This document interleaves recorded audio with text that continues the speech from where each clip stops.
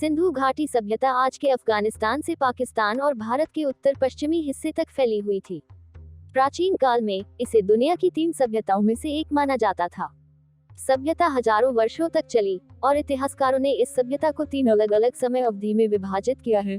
परिपक्व हड़प्पन अवधि जो 2600 से 1900 ईसा पूर्व से चली थी, प्रारंभिक हड़प्पन जो 3300 से 2600 ईसा पूर्व से चली थी और देर से हड़प्पन अवधि जो 1900 से 1300 ईसा पूर्व से चली थी। हड़प्पा वास्तव में पहला शहर था जिसका नाम पुरातत्वविदों ने खोजा था। सिंधु घाटी सभ्यता के बारे में कुछ आकर्षक तथ्य यहाँ दिए गए हैं। फैक्ट नंबर 10, वे अपने समय से आगे थे। सिंधु घाटी सभ्यता अत्यंत परिष्कृत और तकनीकी रूप से उन्नत संस्कृति थी।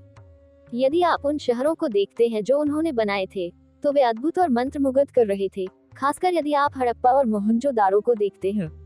उन्होंने पक्की ईंटों के साथ अपने घरों का निर्माण किया और इसे घने समूहों में बनाया। कुछ घरों का निर्माण इस तरह किया गया था कि यह हवा को पकड़ने और एयर कंडीशनिंग का एक प्राकृतिक रूप प्रदान करने के लिए उन्मुख था। वे अपनी स्वच्छता के बारे में चिंतित थे और शायद उनके पास दुनिया की पहली स्वच्छता प्रणाली थी। फैक्ट नंबर 9, महान स्नान।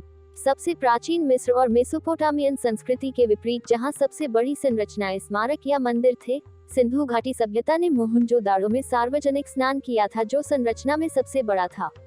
इसे द ग्रेट बाथ भी कहा जाता है। स्नान का सटीक उद्देश्य अभी भी बहस में है, लेकिन कई लोग मानते हैं कि इसका उपयोग अनुष्ठानों के लिए किया जाता था, जैसे कि हिंदू, जैन और बौद्धों के बीच अभी भी प्रचलित है। उन्हें विश्वास हो सकता है कि पानी उनकी आत्माओं को शुद्ध और नवीनीकृत कर सकता है। फैक्ट नंबर 8, महान शिल्प कौशल।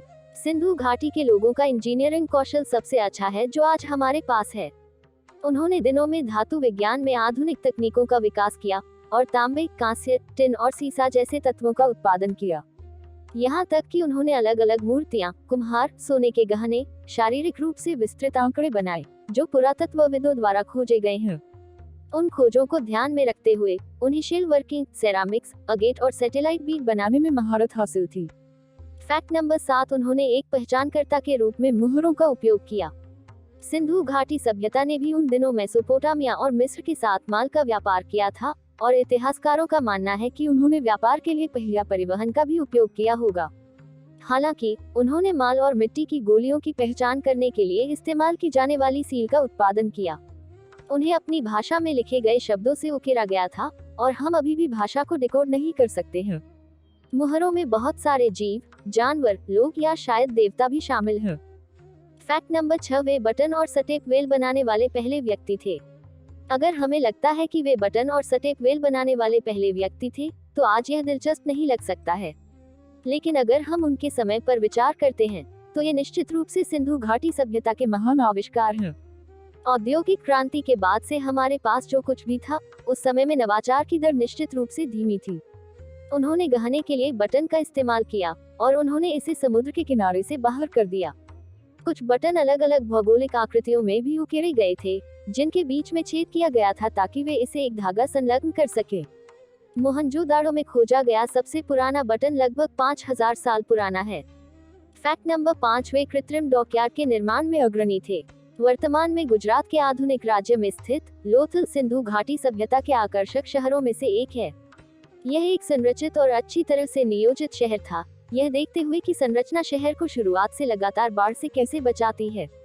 शहर को एक -2 मीटर ऊंचे ब्लॉकों में विभाजित किया गया है, जिसमें प्रत्येक ब्लॉक में 20 से अधिक घर हैं। यह इंगित करता है कि इंजीनियर तब अत्यधिक कुशल थे और वे शहर में इस तरह की जटिल प्रणाली को विकसित करने के लिए पर्याप्त दूरदर्शी थे। यह जानकर आश्चर्य नहीं होता कि वे कृत्रिम डॉकयार्ड का निर्माण कर सकते थे। फैक्ट नंबर 4, उन्होंने सटीक माप तकनीक भी विकसित की।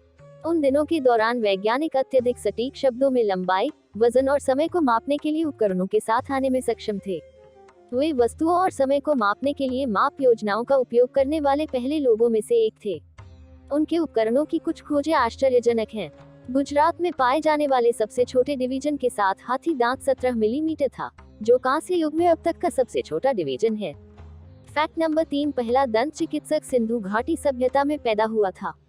आप सोच रहे होंगे कि दंत चिकित्सक एक आधुनिक अभ्यास होना चाहिए, लेकिन आप गलत है। यह 7000 से अधिक वर्षों के लिए व्यवहार में है और सिंधु घाटी में लोगों ने इसका उपयोग शुरुआती हड़प्पन अवधि में किया था। पुरातत्वविद जो मेहरगढ़ पाकिस्तान में 2 पुरुषों के अवशेषों का अध्ययन कर रहे थे, उन्होंने पाया कि शुरुआती हड़प्पा काल के लोगों को प्रोटोडेंटिस्ट्री का ज्ञान हो सकता है। फैक्ट नंबर 2, सिंधु घाटी सभ्यता स्वर्ग के बराबर है। सभ्यता सिंधु नदी के मैदान पर स्थित है, जो अपने समय को देखते हुए पृथ्वी पर रहने के लिए सबसे अच्छी जगह है। भोजन की आपूर्ति कभी सूखने वाली नहीं थी। लगभग 5 मिलियन लोगों की आबादी थी और उन्हें शांतिप्रिय लोग माना जाता था। फैक्ट नंबर 1, कोई नहीं जानता कि सिंधु घाटी सभ्यता कैसे ढह गई। हजारों वर्षों से सिंधु घाटी सभ्यता बढ़ रही थी, लेकिन जब यह लगभग 1800 ईसा पूर्व में आया तो धीरे धीरे गिरावट शुरू हुई और लगभग 1 सदी के बाद लोगों ने शहरों को छोड़ना शुरू कर दिया। गिरावट का कारण अभी भी एक रहस्य है, केवल सिद्धांतों को ही निर्धारित किया गया है।